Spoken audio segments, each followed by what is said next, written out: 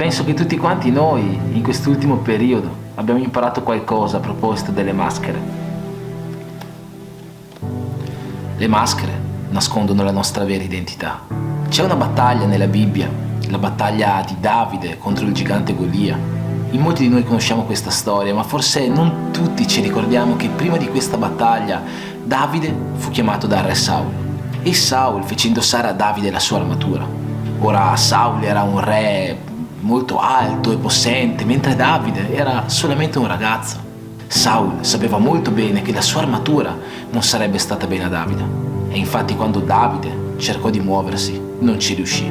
Si tolse l'armatura e andò contro Golia con una fionda e 5 pietre, ma nel nome del Signore degli eserciti. Saul mise quell'armatura a Davide affinché fosse una maschera per lui, affinché mascherasse chi c'era dentro l'armatura, ovvero solo un ragazzo.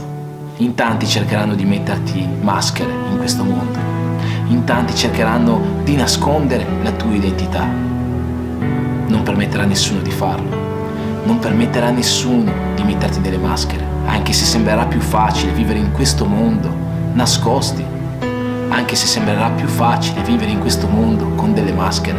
Sii sempre chi tu sei, non nascondere mai la tua identità. Tu sei una figlia di Dio, tu sei un figlio del Signore degli eserciti. È questo che devi gridare al mondo.